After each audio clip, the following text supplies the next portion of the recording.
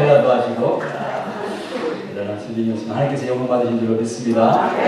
이렇게 말씀 볼 텐데 오늘은 사도행전 22장 말씀입니다. 우리 다 같이 일어나셔서 하나님의 말씀 함께 공독하도록 하겠습니다.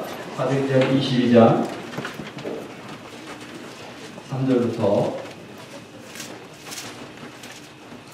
11절까지 말씀.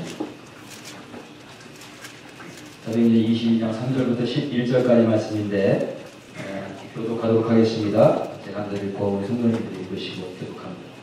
나는 유대인으로 길리기아 다소에서 낳고 이성에서 자라 가말리엘의 문화에서 우리 조상들의 율법에 엄한 교훈을 받았고 오늘 너희 모든 사람처럼 하나님께 대하여 열심히 있는 자라. 내가 이 도를 박해하여 사람을 지키기까지 하고 남들을 돌아가게 오게 여겨노니 이에 대제사장과 모든 장로들이 내 증인이라 또 내가 그들에게서 다메섹 형제들에게 가는 공문을 받아 가지고 거기 있는 자들도 결박하여 예루살렘으로 끌어다가 형벌받게 하려고 가더니 나는 주를 다메섹에 가까이 갔을 때 오존쯤 되어 우연히 하늘로부터 큰 빛이 나를 불러주시네. 내가 땅에 엎드러져 들으니 소리 있어 이르되 사울아 사울아 네가 왜 나를 박해하느냐 하시거늘 내가 대답하되 주님 누구시나이까 하니 이르시되 나는 네가 박해하는 나사렛 예수라 하시더라. 나와 함께 있는 사람들이 빛은 보면서도 나에게 말씀하시는 이의 소리는 듣지 못하더라. 내가 이르되 주님 무엇을 하니까 주께서 이르시되 그러나 다메섹으로 돌아가라. 내가 해야 할 모든 것을 거기서 누가 이르라 하시거늘. 다 같이 있습니다. 나는 그 빛의 광채로 말미암아 볼 수 없게 되었으므로 나와 함께 있는 사람들의 손에 끌려 다메섹에 끌어가느라. 아멘. 한 번 더 기도하겠습니다.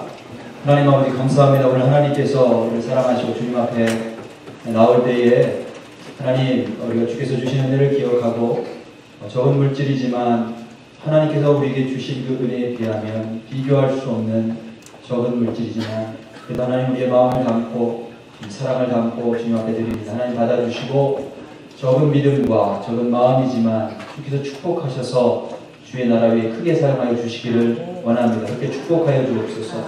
하나님 그리고 이 시간에 주의 말씀 듣기를 원합니다. 성령께서 친히 말씀하시고 우리를 불러주셨사오니 하나님의 음성 듣게 하시기 위해 불러주셨사오니 주의 음성이 들려지는 역사가 있도록 하나님 성령께서 역사하여 주옵소서. 예수님의 이름으로 기도드렸습니다. 아멘.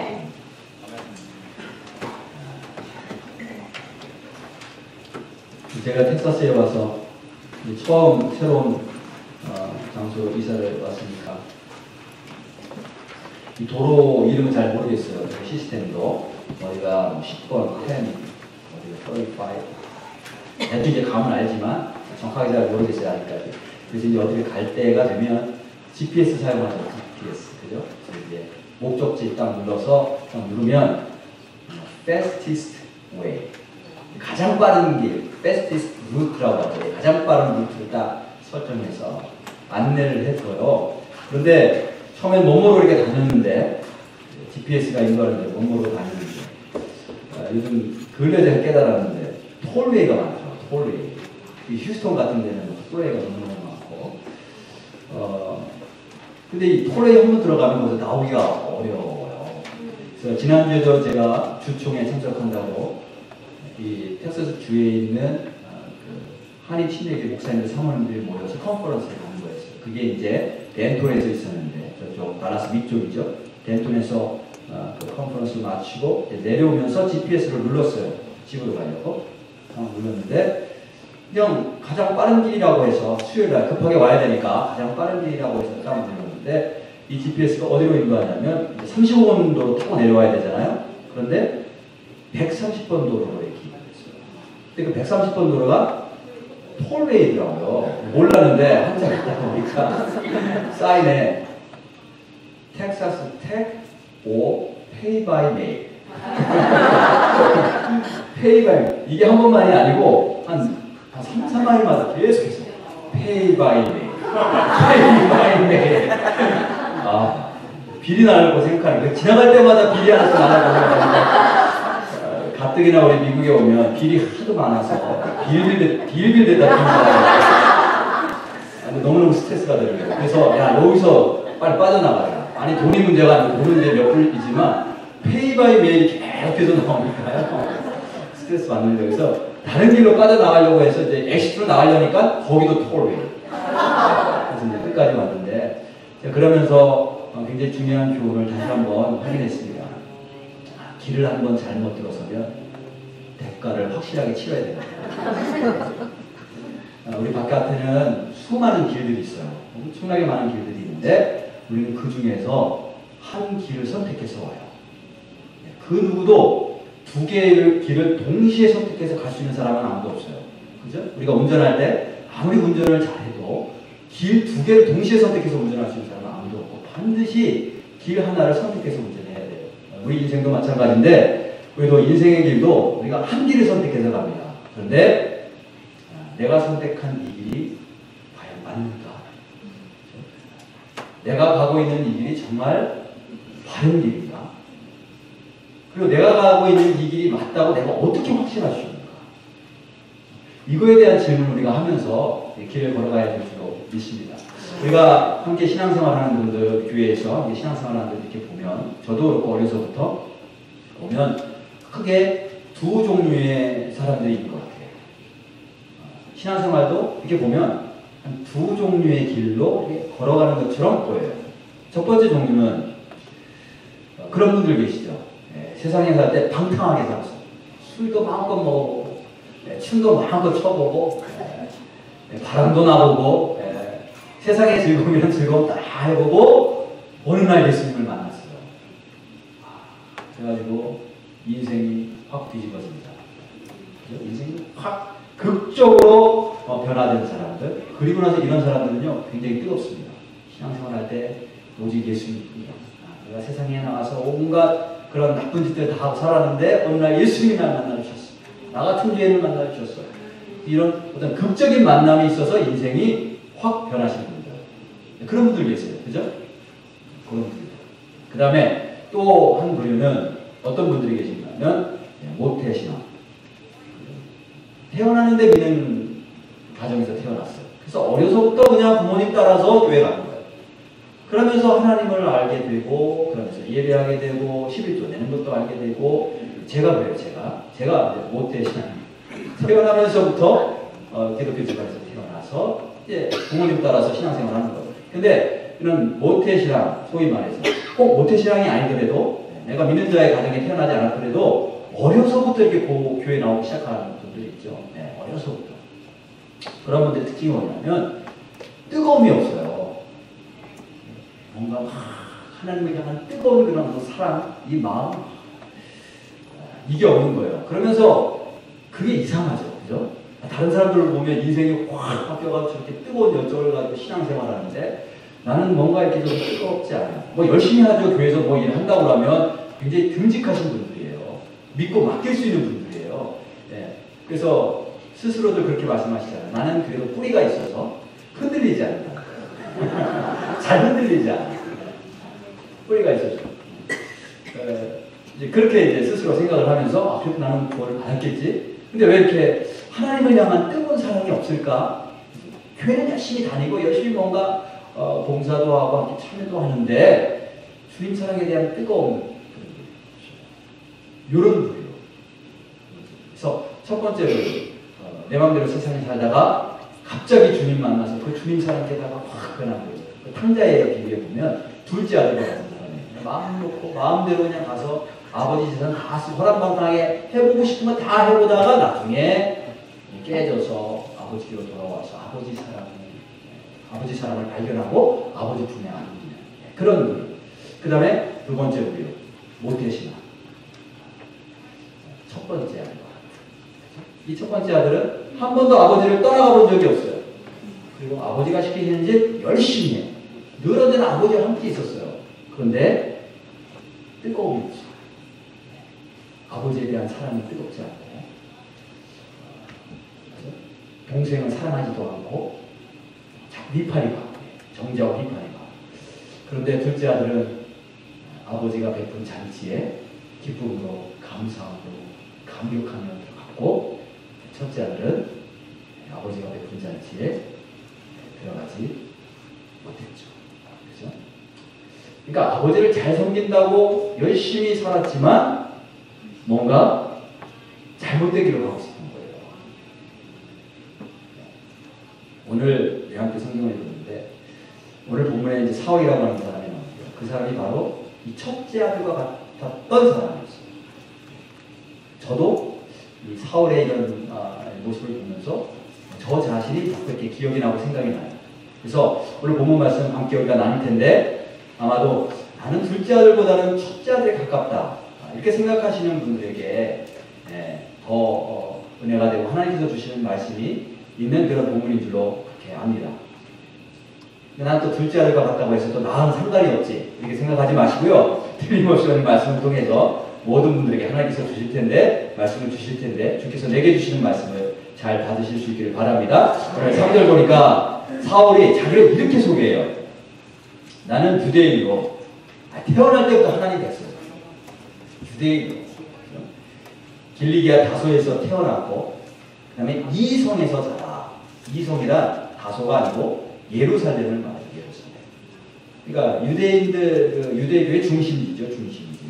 그래서 미국 사람들이 이제 제가 어디서 왔냐고 물어보면 한국에서 왔다고 하면 이제 한국 어디냐고 물어봐요. 한국을 좀 아시는 분. 그러면 뭐 제가 태어난 곳은 청주인데 아무리 한국에 대해서 아신다고 해도 청주를 아시겠어요. 그럼 저는 이제 이렇게 얘기를 하죠. 서울에서 교육받았어요. 이렇게. 그러니까 지금 사울도 똑같은 얘기예요. 예루살렘에서 나는 데서 자라났고 여기서 교육받았다. 그러면서 가말리엘의 문화에서 우리 조상들의 율법에 엄한 교훈을 듣고 이 가말리엘이라고 하는 사람은 유명한 랍비입니다. 사도행전 5장에도 나오는데 이분이 모든 백성에게 존경받는 사람입니다. 그러니까 가말리엘이라면 모든 사람이 다 알 정도로 유명하고 율법으로 존경받던 사람이었어요. 근데 이 사울이라고 하는 사람이 어떤 사람이었냐면 이 가말리엘이라고 하는 사람이 그 발치에서 배웁니다. 여기 그 문화에서 배웠다 이렇게 표현하고 있는데 가말리엘의 발치에서 배웠다라는 거예요. 그러면서 뭐라고 얘기하냐면 오늘 너희 모든 사람처럼 하나님에 대해 열심히 있는 자라. 자, 바울이 자기를 소개하는데 모든 내용을 종합하면 무슨 뜻이냐면 바울은 율법으로 완벽하다는 거예요. 그 누구에 못지않게 나는 최고의 율법 선생으로부터 배웠고 지금까지 하나님에 대한 열심이 있어서 당신들만큼 그 누구에 뒤지지 않을 만큼 열심히 율법을 지키면서 살았다는 거예요. 그러니까 사울은 둘째 아들과 같은 타입이 아니에요. 방탕한 삶을 마음대로 살다가 인생을 그냥 호랑방탕하게 살다가 오늘 갑자기 주님 만나고 변화된 게 아니고 보니까 정말 어려서부터 제대로 말씀을 배우고 하나님을 섬기는 법을 배우고 땅은 팔지 않고 열심히 하나님을 섬겼던 사람이에요. 누구나 다 인정할 정도로. 그런데 그가 뭐라고 얘기하냐면 4절에 이렇게 얘기해요. 근데 내가 이 돌을 박해하여 사람을 죽이기까지 하고 남녀를 결박하여 옥에 넣는 여기 도라고 나와 있는데요. 이 돌을 박해하여 한국말로 도라고 번역했는데 이게 길이에요. 길 도자 웨이 길. 내가 이 길을 박해해서 성경에는 우리 한글 성경에는 사람을 죽이기까지 이렇게 되는데 원래는 어떤 뜻이냐면 이 길을 박해하는 게 얼마만큼 박해하냐면 이 길이 죽음에 이르기까지 이 길을 내가 죽이려고 이 돌을 완전히 뿌리채 뽑으려고 사람들을 결박하고 옥에 넣으려고 했답니다. 그러니까 바울이 볼 때 이 길은 박해해서 뿌리채 뽑아서 죽여야 될 길이에요. 그죠? 근데 자기가 가는 길은 이 길과는 다른 길이죠. 그죠? 내가 가는 길은 맞고 지금 내가 지금까지 내가 박해하고 죽이려고 했던 이 길은 잘못된 거니까 내가 죽이려고 했다는 거예요. 근데 이 사울이 죽이려고 했던 이 길이 뭐죠? 8절에 나오는데 내가 대답하되 주님 누구십니까? 하니 이르시되 나는 네가 박해하는 나사렛 예수다. 사울은 길을 박해했는데 그 길이 누구예요? 예수님이셨어요. 그래서 예수님이 말씀하시기를 내가 곧 길이요 진리요 생명이니 나로 말미암지 않고는 아버지께 못 자고 간다. 이렇게 말씀하셨잖아요. 예수님이 길이에요. 근데 이 사울을 보니까 하나님을 열심히 철저하게 섬겼어요. 그런데 어떻게 하나님의 아들을 박해하죠? 열심히 신앙생활 했는데 하나님의 뜻을 따른다고 하나님의 법을 지키려고 열심히 했는데 어떻게 하나님의 아들을 박해하고 죽이려고까지 할 수 있었을까? 바울이 몰랐기 때문에요. 자기가 잘못된 길을 가고 있는지 몰랐기 때문에. 자기는 맞는 길로 간다고 생각을 했어요. 근데 그게 알고 있어요. 그렇죠? 자, 그런데 이제 오늘 본문을 보면 이 사울이, 제가 사울과 나타났는데 같은 사람이에요. 사울이 자기가 잘못된 길을 가고 있다는 것을 깨닫습니다. 아, 내가 진짜 진리의 길을 박해하고 있었구나.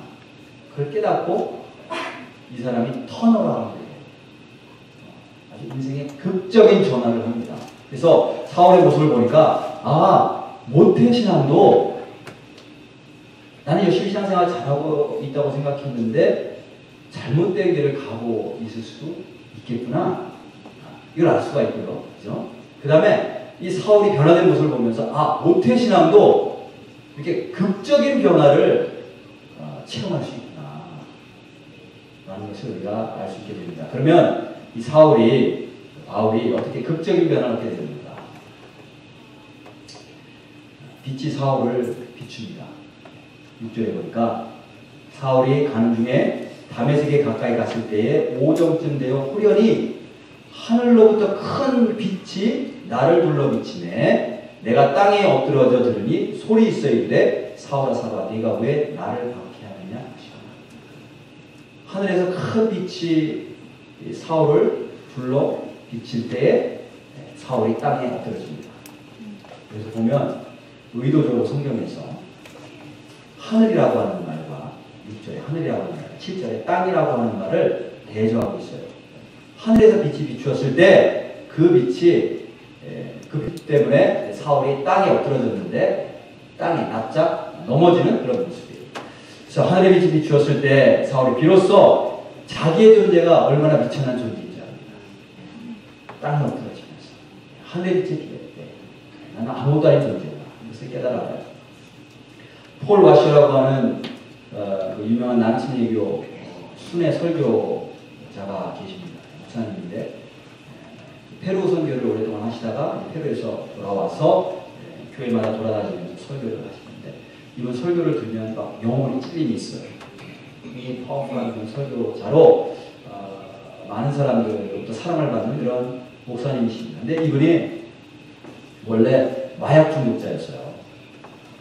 아주 호락방탕하게 살았죠.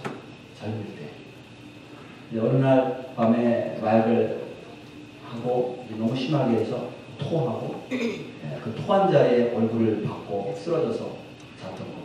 다음날 아침에 일어나서 거울을 이렇게 보는데 자기 얼굴에 자기가 토한 게 하나도 들어있어요. 그래서 그 모습을 보면서 그 순간에 하늘의 빛이 비칩니다. 자기의 영혼을 보고 자기의 영혼이 얼마나 더러운지를 보게 되고 자기의 영혼이 지옥으로 떨어지는 모습을 봐요. 그래서 그 모습을 보자마자 땅에 꺾어져서 통곡하며 자복하고 하나님 앞으로 돌아오게 됩니다. 그래서 완전히 인생이 바뀌어서 이제 선교사로 가고 그 다음에 평생 복음을 증거하고 설교하는 그런 설교자가 있는데 하늘의 빛이 한 사람의 영혼을 비췄을 때 그동안 그가 보지 못했던 것들을 보게 되죠. 그리고 자기 자신의 모습을 보게 됩니다. 자기가 얼마나 더러운 주인인지를 보게 되고 땅에 엎드러지게 됩니다.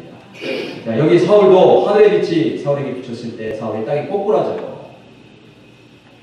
모태신앙으로 하늘의 빛이 비춰줘야 돼요. 그리고 땅에 꼬꾸라지는 경험이 있어야 돼요. 정말 하늘의 빛이 비춰지면 땅에 꼬꾸라지지 않을 수가 없어요. 그 다음에 여기 보면 6절을 보면 그 빛이 비춰질 때 특별히 오정쯤 돼요. 오정이란 눈이죠. 눈, at 눈, 12시죠. 그죠? 오정 또는 정오는 어느 때인가 하면 하루 가운데 햇빛이 가장 밝을 때. 가장 밝을 때. 세상의 빛이 아무리 밝고 화려해도 진리를 보게 할 수는 없습니다. 세상의 영광이 아무리 화려하고 뛰어나고 밝아도 세상 영광 가지고는 진리를 볼 수 있는 눈을 밝게 뜰 수가 없는 거예요. 여기 길도 예수님이고 빛도 예수님이죠. 빛도 예수님. 사울에게 빛이 비추었다는 말은 예수님께서 사울을 비춰주시고 예수님께서 만나주셨다는 거예요. 근데 우리가 정말로 예수님을 만나면 새로운 눈을 갖게 돼요. 이전엔 보지 못했던 것을 보게 돼요. 나는 열심히 잘 산다라고 하고 내가 제대로 된 길을 가고 있다고 생각을 했는데 예수님 만나고 보면 잘못된 길을 가고 있는 거예요. 내가 저 사람 열심히 신앙생활 하는 사람 보면서 왜 저렇게 신앙생활하지? 잘못된 길을 걸어가고 있다고 생각했는데 예수님 만나고 보면 그 사람이 제대로 된 길을 걸어가고 있는 거예요. 예수님 만나면 눈이 밝아지고 이전에 보지 못했던 것들을 보게 됩니다. 제가 텍사스로 이사를 오니까 이제 드라이브 라이선스를 바꿔야 되잖아요. 그래서 이제 바꾸는 데 가가지고 저는 잘 바꿨어요. 근데 우리 아내가 바꾸지 못했어요. 왜 바꾸지 못했냐면 시력 검사에서 떨어졌어요. 가서 안경을 해와라. 그래서 또 뭐 가가지고 눈 검사하고 프리스크립션 받아가지고 또 안경점에 가가지고 안경테 고르고 프리스크립션 주고 또 주문하고 일주일 동안 기다렸다가 또 이제 안경을 받았어요. 그리고 나서 이제 안경을 받아오는 날 가져와서 이제 집에서 거울을 보면서 딱 안경을 딱 보는데 우리 아내가 슬프는데 그래서 아니 왜 슬퍼하냐고 이쁜데 왜 슬퍼하냐고 여보 내 얼굴에 주름이 보여. 그래서 예전에 안 보였는데 눈이 밝아지니까 주름이 보여. 여보 괜찮아. 내 눈에는 당신이 여전히 30대야. 왜냐면 저도 눈이 나쁘기 때문에.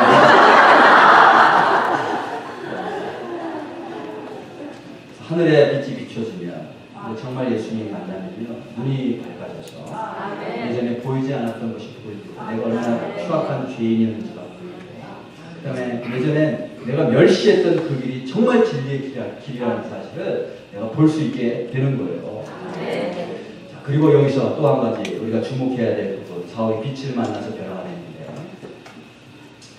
그 빛을 만날 때, 그 빛이 임할 때에 이렇게 표현하고 있어요, 성경에서. 6절 다시 한번 보면 가는 중 다메섹에 가까이 갔을 때 오정쯤 되어 호련히 하늘로부터 큰 빛이 나를 내리쳤다 이렇게 표현해요. 불러서 빛이. 그 원어로 보면 그 사울의 주위를 이렇게 감싸서 이렇게 비춘 거예요. 빛이. 그런데 사울이 땅에 꼬꾸라졌어요. 빛이 비쳤는데 하늘에 빛이 비쳤는데 예수님이 그 빛 되셔서 비춰주 만나주셨는데 사울을 내리치셔서 빛으로 내리치셔서 꼬꾸라진 게 아니고 주님께서 빛으로 감싸 주셨는데 그 감싸 주실 때 꼬꾸라졌어요. 사울이 예수님에 대해서 한 행동을 보면 얻어 터져도 당연한 거예요. 네. 빛으로 내리치셔도 당연한 거예요. 네. 예수님을 핍박하는데 그 길을 핍박하는데 죽기까지 핍박했다잖아요. 죽기까지.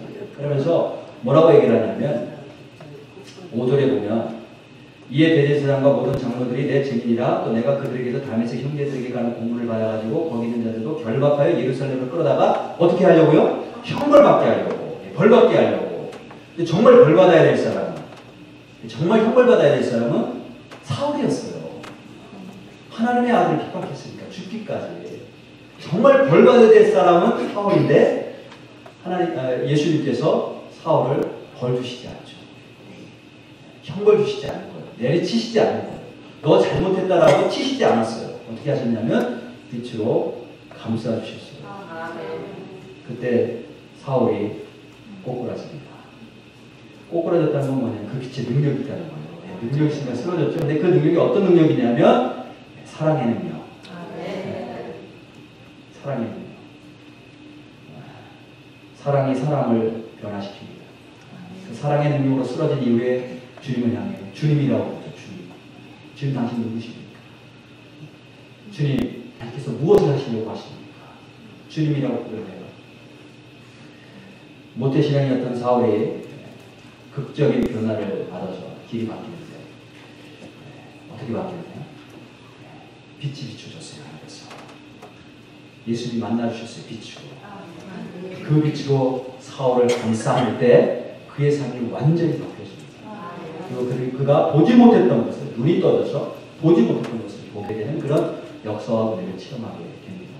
저와 여러분 모두가 이 빛을 알기를 원하고 이 빛을 만나기를 원하고 이 빛 가운데 주님과 함께 동행하며 살 수 있기를 간절히 축원합니다. 이 빛이 비춰져야 내 눈이 떠지고 진짜 빛이 보여요. 자, 빛이 사울에게 비친 다음에 그 다음에 사울에게 어떤 변화가 있냐면 음성이 들리는 거예요. 음성이 들려요.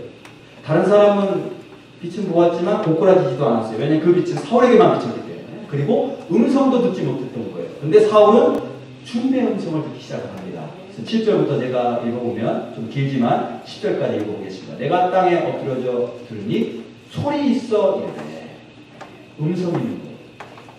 소리가 나. 사울아 사울아 네가 왜 나를 박해하느냐 하시나요. 내가 대답하되 주님 누구시나이까 하니 이르시되 나는 네가 박해하는 나사렛 예수라 하시더라. 9절에 나와 함께 있는 사람들은 빛을 보면서도 나에게 말씀하시는 이의 소리는 듣지 못하더라. 우리가 함께 신앙생활 하지만 빛이 있다고 하는데 뭐 본 것도 같은데 어떤 감동도 있는데 주님의 음성은 못 들을 수 있어요. 다른 사람들은 못 들었는데 이 사울은 소리를 듣습니다. 내가 이르되 주님 무엇을 하리까. 주께서 이르시되 일어나 다메섹으로 들어가라. 내가 해야 할 모든 것을 거기서 누가 이르리라 하시고 음성이 들리고요. 그 다음부터는 그 이유는 사울이 이전엔 자기 뜻대로 자기 혈기대로 자기 생각대로 자기가 옳다라고 생각하는 대로 살아갔지만 이 이후로부터는 그 음성을 따라 삽니다. 주님의 음성을 따라서 순종합니다. 그 음성에 이끌림 받으면서 살아요. 빛을 만난 다음에 가장 큰 변화 그게 뭐냐? 그 사람이 빛을 만났는지 안 만났는지 어떻게 하는가? 주님의 음성을 듣습니다. 예수님께서 이렇게 말씀하셨어요. 내 양은 내 음성을 듣고 나는 그들을 알고 그들은 나를 따라오는 거예요. 그러니까 주님의 음성을 들으니까 주님을 따라갈 수 있게 되는 거예요. 우리가 지금 목장 개편을 하고 있는데 앞으로 목장 모임을 하게 되면 큐티 나눔을 해요. 우리가 큐티 책자 가지고 함께 큐티 나눔을 하죠. 혹시 아직 구입하지 못하신 분들은 이거 구입하시면 좋겠고요. 큐티 책자. 어떤 뭐 잡지책이 아니고 이 안에 성경 본문이 매달마다 이렇게 읽을 수 있고 그다음에 묵상할 수 있도록 매일마다 이렇게 지정되어 있어요. 그래서 이 말씀을 매일같이 읽고 묵상하는데 그리고 이제 큐티를 하는데 목장 모임 때 큐티 나눔을 할 거예요. 그냥 말씀을 들으면서 말씀을 묵상하면서 뭘 깨달으면 이 얘기를 하니까 어떤 분이 저에게 그렇게 요청하셨어요. 목사님, 우리 성도님들이 큐티하는 법을 배우지 못했어요. 그냥 소목자님들하고만 이렇게 같이 큐티하는 법을 배웠는데 우리 전 성도들 대상으로 한 번도 큐티를 어떻게 하는지 가르쳐준 적이 없는데 목사님 좀 가르쳐주면 좋겠어요. 그래서 야, 큐티하는 법도 없는데 매달마다 큐티책을 사신다는 것은 굉장히 순종입니다. 큐티하는 법도 모르는데 그냥 이걸 사는 거예요. 진짜 그 하트가 얼마나 좋은지 하트가 정말 좋은 거죠. 그래서 이제 제가 틈날 때마다 어떻게 큐티하는지 큐티하는 법을 이렇게 뭐 좀 밝혀 드릴 텐데 몇 가지 방법 알려드리면 아마 그게 우리 성도님들에게 말씀을 묵상하는데 굉장히 큰 도움이 될 줄로 믿어요. 그런데 한 가지 중요한 사실. 우리가 말씀을 대할 때, 말씀을 읽을 때나 묵상할 때 정말 한 가지 정말 반드시 우리가 기억해야 될 이 사실이 있는데 이 사실을 우리가 기억을 하면 큐티가 저절로 됩니다. 다른 뭐 기술이나 방법들을 배우지 않아도 저절로 되는 그 중요한 사실이 있어요. 우리가 말씀을 대할 때, 큐티할 때 꼭 알아야 될 거. 그게 뭐냐면 하나님이 말씀하신다는 거죠. 그래서 우리가 성경 공부도 필요하고 뭐 해요. 그죠? 성경 연구도 하고 공부도 필요한데 큐티는 공부가 아니에요. 말씀을 뭐 이렇게 분석하거나 공부하거나 책을 찾아보거나 이게 아니고 하나님께서 우리에게 말씀을 하세요. 그 말씀, 나에게 뭐라고 말씀하시는지 그 음성을 듣는 거예요. 하나님이 날 사랑하셔서 오늘도 말씀을 통해서 성경을 통해서 나에게 말씀하시겠지? 그 기대를 가지고 그러니까 믿음이 있어야 그 기대도 있겠죠. 야, 오늘은 나에게 무슨 말씀을 하실까? 그 기대를 가지고 하나님 틀림없이 말씀하시는데 그 음성에 귀를 기울여야 되겠다. 이런 믿음을 가지고 말씀을 대하면 틀림없이 주의 음성을 듣습니다. 자, 그러기 위해서는 먼저 주님 만나야 돼요. 주님 만나고 빛이 비춰주고 눈이 떠져야 그 약간의 이제 주의 음성을 들을 수가 있어요. 제가 이번에 그 주총에 참석했더니 그 강사 목사님이 저녁 때 설교를 하시는데 은퇴하신 목사님인데 너무나 귀하시고 은퇴하셨어요. 그분이 이제 설교 말씀하시면서 간증처럼 처음에 뭐라고 시작하시냐면 저는 목회가 뭔지 알지도 못하고 목회가 뭔지 모르고 열심히 목회했다는 거예요. 열심히 하긴 했는데 진짜 그게 뭔지 모르고 목회했다는 거예요. 내가 목회를 한다고 했겠죠. 그런데 나중에 뒤돌아서 생각해 보니까 내가 목회가 진짜 뭔지 알지도 못하고 목회했다는 거예요. 사울이 열심히 하나님 섬긴다고 섬겼는데 야 하나님 섬기는 게 뭔지 알지도 못하는 내가 열심히 했구나. 근데 제가 그 이야기를 듣는데 제가 너무 공감을 하는 거예요. 저도 그랬거든요. 저도 진짜 열심히 30대 중반부터 35살에 풀타임 목회를 시작했죠. 40대 후반까지 그 인생에 있어서 다시 오지 않을 최고의 그 때 중에 하나잖아요. 30대 중반부터 40대 후반 그 모든 젊음과 에너지가 충만할 때 막 뭐든지 할 수 있을 때 그때 하나님께서 풀타임 목회를 맡기셨는데 정말 열심히 했어요. 안 해본 거 없이 다 해봤어요. 전도도 여러 가지 종류로 그다음에 성경 공부, 제사 훈련, 예배도 어떤 예배를 드려봤냐면 일주일 동안 매일 예배를 드리는데 하루에 1시간씩 저녁에 월요일부터 매일 주일 저녁부터 1시간씩 하다가 마지막 7일째 토요일 날은 10시부터 5시까지 7시간을 예배 드려요. 1시간 예배를 7번 연이어서 드리는 거예요. 그래서 아침 먹고 점심은 금식 하면서 교인들하고 7시간 예배를 드렸어요. 찬송하고 말씀 전하고 기도하고 이걸 7번. 안 해본 거 없이 다 해봤죠? 우리 성도님들이 처음 들어보는 거잖아요. 그런 거는. 그죠? 그러니까 안 해본 거 없이 다 해봤는데 하나님이 저를 뭘 경험하게 하셨냐면 실패를 경험하게 하셨어요. 한 8년, 9년을 정말 휴가도 없이 휴가 안 가도 살겠더라고요. 그래서 휴가 없이 그냥 8년, 9년을 정말 열심히 달려왔는데 목회가 안 되는 거예요. 실패하는 거예요. 무슨 말이냐면 제가 왜 실패라는 걸 쓰냐면 교회가 변화되질 않아요. 사람들이 변화되질 않는 거예요. 주말고 열심히 하는데 이게 변화가 돼야 될 거 아니에요. 그죠? 열심히 골프 선수가 때리면 다운이 좀 돼야 될 거 아니에요. 근데 이제 그러면서 한 9년쯤 돼서는 제가 완전히 번아웃 됐어요. 완전히 에너지가 다 고갈돼서 완전히 고갈되는데 정말 제로까지 떨어져. 어느 정도냐면 제가 전화기를 못 들었어요. 전화기로 이렇게 사람의 음성을 들으면 속에 있는 남은 에너지가 다 빠져나가는 것을 느껴요. 죽을 것 같아요. 그러다가 제가 쉰글스라고 하는 그런 바이러스에 감염이 됐어요. 쉰글스. 얼굴에 이렇게 나서. 그래서 이제 더 이상 내가 목회를 못하겠구나. 그래서 2달을 쉬었어요. 교회 이야기하고 제가 목회를 스탑하겠습니다. 하나님 저를 회복시켜 주시면 다시 돌아와서 목회를 할 것이고 하나님 저를 회복시켜 주시지 않으면 다른 목회자를 찾아야 될 것 같습니다. 그렇게 하고 2달을 그냥 누워 있으려고 하는데 하나님께서 다 계획을 세워놓으셔서 사람들 통해서 제가 지난주에 잠깐 말씀드렸는데 여행을 시켜주시는 거예요. 애틀란타로 갔다가 기도원에서 묵으면서 몸과 마음을 쉬면서 조금씩 기도가 회복되게 하시고 그 다음에 미시시피로 와서 바다 낚시를 하게 하시는데 생전 처음 해봤어요. 저는 바다 낚시를. 너무 재밌는 거예요. 물고기가 잡히는데 너무 재밌으니까 웃음을 제가 회복을 했어요. 웃음을 회복하고 그 다음에 좀 기력이 나니까 플로리다로 또 하나님께서 보내셔서 바닷가도 구경하게 하시고 그 다음에 리프팅 강을 타고 왔는데 리프팅도 경험하게 하시고 너무너무 즐거워. 근데 이렇게 보면 마치 하나님께서 오래전부터 저를 위해 계획하신 것처럼 이게 연결이 되는 거예요. 계속 연결이 되고 비용도 걱정할 것 없이 다 이게 다른 사람들이 다 페이했어. 다 페이하고 그렇게 2달 동안 애들이 방학이 끝나서 돌아왔어요. 방학만 계속됐다면 계속 놀 수 있었는데 방학이 끝나서 애들 학교 가야 되니까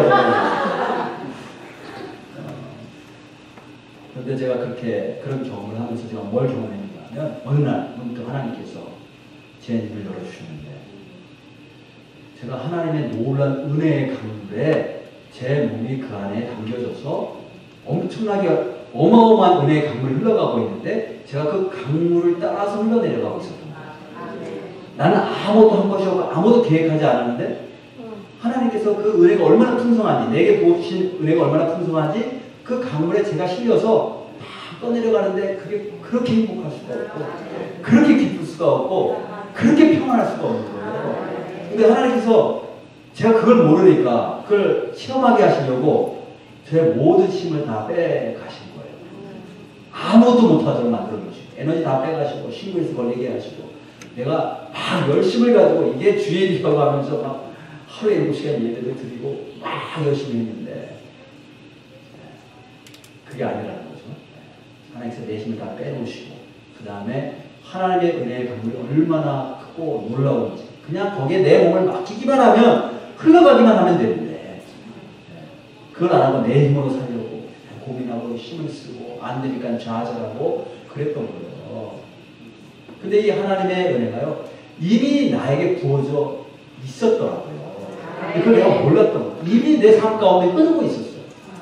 그것을 깨닫지 못하고 내 힘으로 살려고 했던 거예요. 그러니까 내가 할 건 뭐냐면 그 주님께서 이미 나에게 부어주신 그 은혜 하나밖에 없는 외아들도 우리를 위해 다 주셨다잖아요. 그 외아들도 주셨으니까 다른 모든 것도 그 아들과 함께 너희에게 주지 않겠느냐. 이미 부어주셨는데 우리가 해야 될 일은 뭐냐면 그 은혜에 내 삶을 온전히 다 맡기는 거예요. 이제 서렌더라고 하죠. 온전히 다 맡기고 그 다음에 해야 될 건 그 하나님의 은혜를 증거하는 거예요. 증거하는 거. 그게 전도. 그게 예배예요. 내가 일주일 동안 나 너무너무 연약하고 부족한데 세상은 너무너무 악하고 뻑뻑한데 하나님의 은혜 가운데 내가 잘 감당하고 하나님의 은혜 가운데 풍성한 삶을 살고 주님 앞에 왔습니다. 프레이즈 더 로드. 이게 예배인 거예요. 그렇게 그래서 놀라운 것을 깨닫고 2달 만에 교회로 돌아왔더니 교회가 변화되어 있었어요. 정말 신기하죠.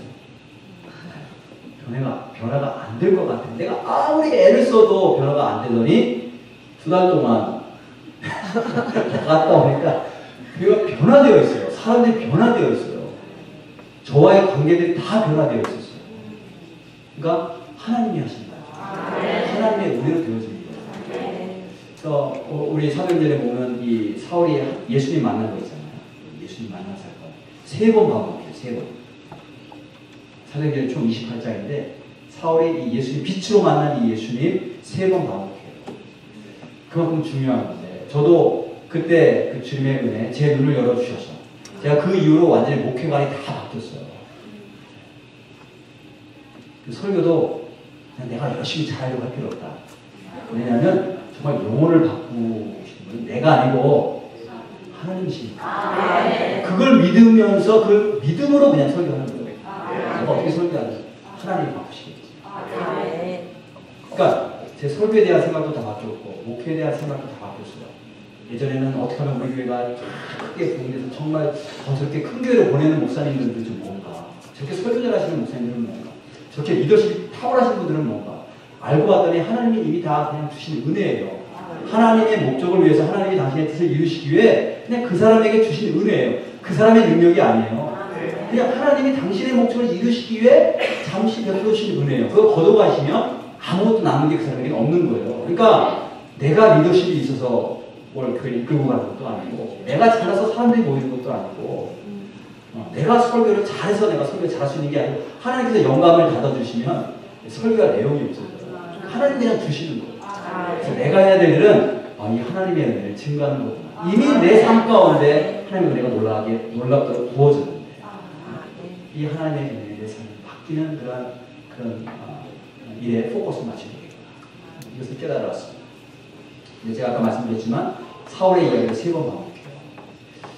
제가 이 경험을 잘 반복해서 기억하고 또 앞으로 간증도 계속 할 텐데 하는 이유는 뭐냐면 나도 모르게 자꾸 이런 은혜를 받았음에도 불구하고 나도 모르게 내 힘으로 해보려고 해요.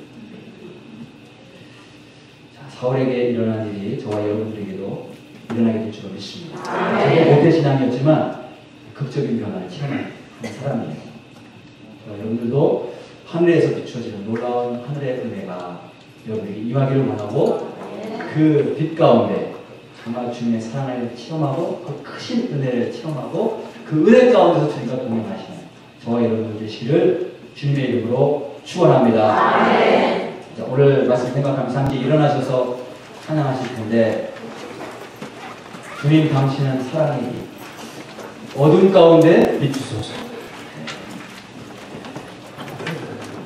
내 삶 가운데 여전히 어떤 어둠이 있다면, 불안함이 있다면, 좌절감이 있다면, 두려움이 있다면, 분노가 있다면 주의 빛이 비춰질 때 모든 어둠에서 여러분 떠나가지고 계십니다. 그 빛을 이 시간 나에게 비춰주옵소서. 그래서 우리 찬양할 때 마음을 담아서 기도하는 마음으로 찬양 힘차게 한번 부르도록 하겠습니다. 좀 힘차게 볼까요?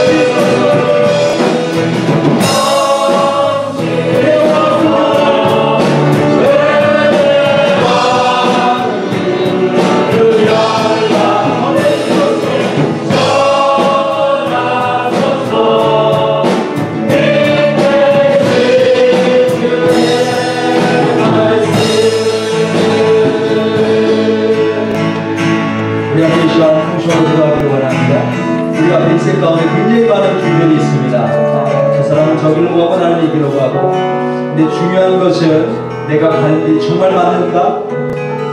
내가 열심으로 살고 정말 후회 없이 산다라고 온 힘을 쏟으며 모든 젊음과 모든 인생들을 투자하며 살아가는데 정말 내가 가는 길이 맞는가?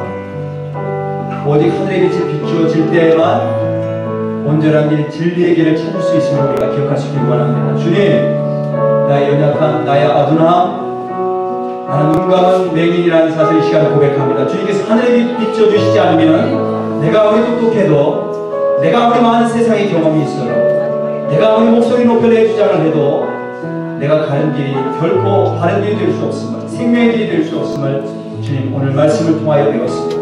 이 말씀이 나에게 주신 말씀인 줄로 믿습니다. 주님, 하늘의 빛을 비추어 주옵소서. 내 눈이 열려지기를 원합니다. 내 눈이 열려지기를 원합니다. 주님 만나 주옵소서. 내 안에 뜨거움이 없습니다. 아니, 왜 뜨거움이 없을까요? 그냥 뿌리가 있어서 그냥 안전한 그런 안정적인 그런 신앙생활을 하고 있는 것일까요? 주님, 내 안에 뜨거움을 허락하여 주옵소서. 예수님 만나면 꼬꾸라질 수밖에 없는데, 나의 죄악들을 바라보고 꼬꾸라질 수밖에 없는데, 주님, 예수님 만나면 그 생명의 길을 향해서 내 모든 삶을 던지지 않을 수가 없는데 왜 이렇게 밋밋할까요? 주님, 나에게 뜨거움을 허락하여 주옵소서. 주님을 뜨겁게 만날 수 있도록 하나님 축복하여 주옵소서. 주의 음성 듣기를 원합니다. 주의 음성 듣기를 원합니다. 내 생각에 빠지지 않게 하여 주시고, 세상 소리 안에 몰입되지 않게 하여 주시고, 주의 음성 듣게 도와주옵소서. 주께서 말씀하십니다. 주께서 말씀하십니다. 나에게 오늘도 말씀하셨습니다. 그 음성 듣고 하나님, 날마다 주의 음성 따라가는 백성 되기를 원합니다. 오늘 나에게 주신 말씀 문자과 함께 통성으로 기도하도록 하겠습니다. 하나님 아버지, 이 시간에 기도합니다. 하나님께서 역사하여 주시고, 오늘도 하나님 앞에 나와서 예배를 드리면서 하나님 말씀을 통하여 내가 가는 길 정말 맞는가, 내가 예수님 만났는가, 정말 내가 하늘의 빛에 주심을 받았는가, 내 눈이 떠졌는가를 다시 한번 나오도록 하겠습니다. 하나님, 내가 아직까지 의의가 오지 않았다, 아직까지 하늘의 빛에 주심을 하나님 정말입니다. 주여, 내 안에 비춰 주옵소서. 주의 비춰 주옵소서. 주의 비춰 주옵소서. 어두운 눈을 밝히고 뜰 수 있도록 하나님 축복하여 주옵소서. 사울이 예수님과 만나는 나가 자기를 열심히 산다고 하십니다. 하나님 되들어 내가십니다.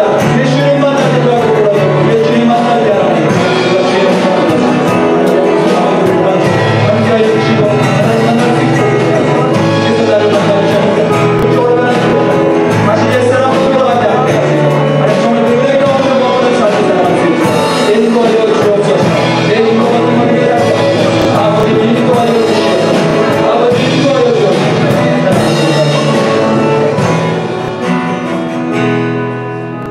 하나님, 하나님의 놀라운 은혜가 이미 우리 가운데 놀랍도록 부어졌습니다.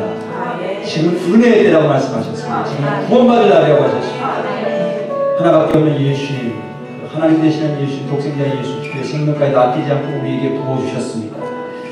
그 놀라운 은혜가 우리 가운데 있는데 여전히 하나님, 우리가 그 은혜 속에 머물지 못하고 내 힘으로 세상을 살아나가려고 합니다. 내가 하고 싶은 것, 하나님의 능력을 빌려서 해보려고 교회에 나오게 되었습니다.